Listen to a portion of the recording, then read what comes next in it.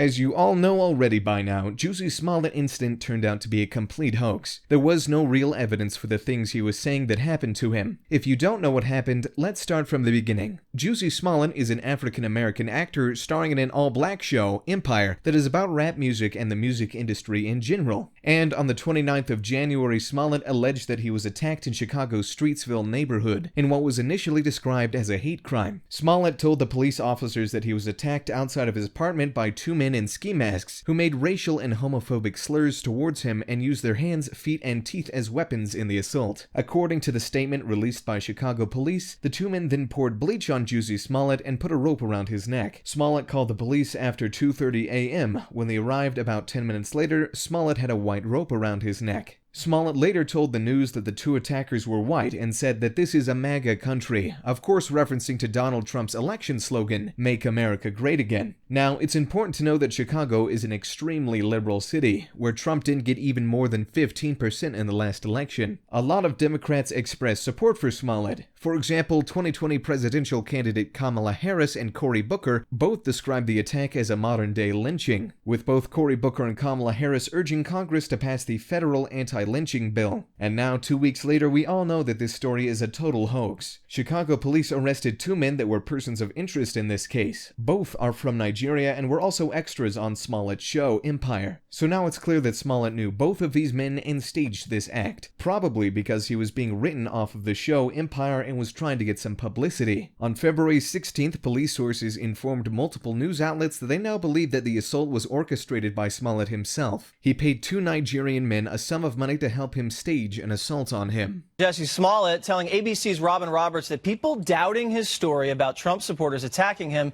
is making him very angry. Here's the latest.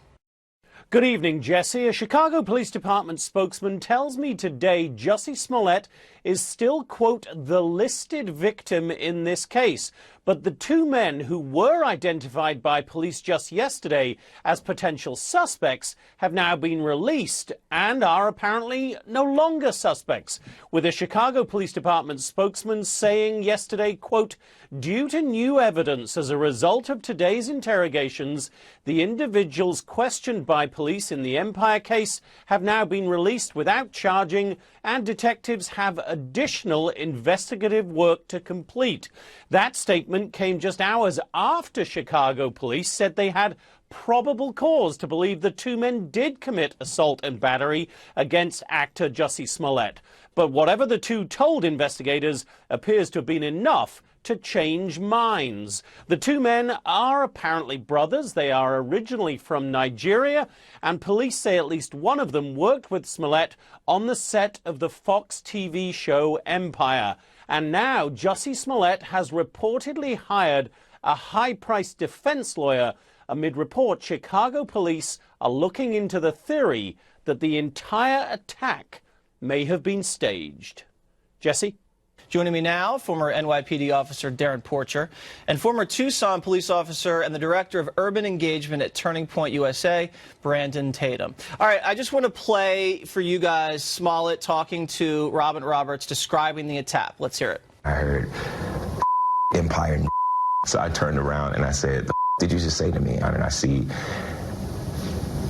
the attacker masked, and he said, this MAGA country punches me right in the face. So I punched his ass back. And then we started tussling. You know, there was a second person involved who was kicking me in my back. And then it just stopped. And they ran off. And I saw where they ran. And the phone was in my pocket, but it had fallen out. And it was sitting there. And my manager was still on the phone. So I picked up the phone and I said, Brandon, and he's like, what's going on? And I said, I was just jumped. And then I look down and I see that there's a rope around my neck. Okay, Brandon, why do you think the story makes no sense? I mean, come on now. You talk about in Chicago, negative 20-degree weather, you got some guys, you know, spewing out racial epithets with MAGA hats on saying MAGA country. It makes almost zero sense. And as a former police officer who's done hundreds of investigations of crimes similar to this, his story makes no sense. Inconsistent articulation of what happened. Like, for instance, he says the fight, it just stopped. when people are kicking your butt because they hate you, they're not going to just randomly stop fighting you and walk away. Those things are not consistent with the behaviors of victims of hate crimes and also someone who actually want to get something done. Darren, the allegation was that they hurled racial epithets at Smollett. Everyone's black involved, allegedly. Does that make sense to you or not? Well, you got to take in consideration when someone is the victim of a crime, it's a horrific experience. And oftentimes they don't see things the way someone that's not the victim of a crime would see it. And coupled with there being an assault. Here, when we look at the statements, he's been somewhat surreptitious in terms of the documentation he introduced in connection with his phone records. Your phone is a very sacred thing. He may not want to introduce his contacts or his communications, or if there's a medical issue, to police. I understand that. But going back to the situation in terms of did this happen, I genuinely believe that a crime did occur. However, it's difficult, and we're still getting through we're still getting through the evidence to determine what in fact did occur. Right, because there clearly were physical injuries involved. Exactly. You mentioned the phone. I want to play you guys tape. This is his explanation about why he has not handed his phone over to investigators, because, you know, the story was that he was on the phone with his manager during the actual attack. Let's listen to what he said. They wanted me to give my phone to the tech for 3 to 4 hours. I'm sorry, but I'm not going to do that. Why? Because I have private pictures and videos and numbers. Brandon, are you sympathetic to that explanation or not? No, it's absolutely ridiculous. Like I said, if I was investigating this crime and I see a person who's been beat up and has been a victim of a hate crime, and you are refusing to give your phone to investigators to find these suspects because of those excuses, I find it not credible at all. It is absolutely ridiculous. I don't believe anything he says, and that was one of the starting points. Darren, what do you think? I mean, I disagree. I mean, I was a lieutenant in the NYPD.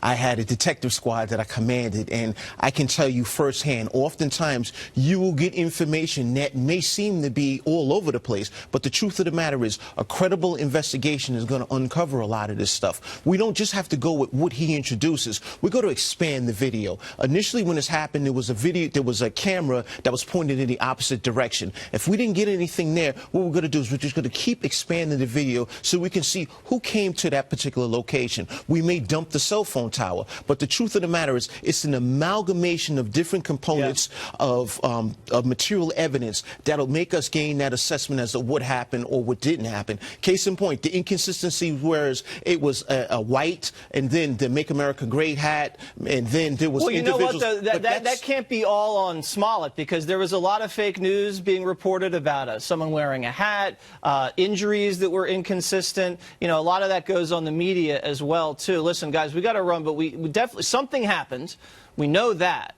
And the police, it looks like they're doing a very good job slowly putting this together, and we're going to continue to follow the story as it develops. Thanks, guys. Point, if you are not suspicious of the story, it's because you believe what you want to believe. And there were a lot of politicians who, as it turns out, believed what they wanted to believe about this story. We're talking everybody from Nancy Pelosi to Maxine Waters to Kamala Harris. Nancy Pelosi said the racist, homophobic attack on Jussie Smollett is an affront to our humanity. Maxine Waters said it's coming from the President of the United States. He's dog whistling every day. Kamala Harris said this was an attempted modern-day lynching. And politicians all over the left-wing spectrum decided to weigh in. AOC said there is no such thing as racially charged. This attack was not possibly homophobic. It was a racist and homophobic attack. If you don't like what is happening to our country, then work to change it. It is no one's job to water down or sugarcoat the rise of hate crimes. And the reason that she tweeted that is because Entertainment Tonight had originally run with the headline, Jussie Smollett has been hospitalized in Chicago after a possible homophobic and racially charged attack. Okay, the reason they said possible is because it might not have happened.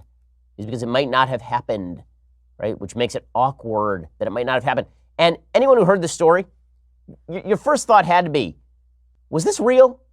Like, every element of it seemed like too much. Every element, whenever there's a story where every element seems like it's too much, you got to think to yourself, maybe this is a hoax. Unfortunately, there have been lots of racial hoaxes in the past where people claim to have been victimized in a hate crime, and it turns out not to be true. This one smelled like a hoax from the very beginning. Nonetheless, Jussie Smollett was treated with all of the sensitivity due to his claim, and specifically because the media loves to run with the narrative that America is a racist, homophobic place, this became top news across the country, even though the claims didn't make any sense. Again, two guys in the dead of night in Chicago in 10-degree below weather who watch Empire but also are MAGA fans.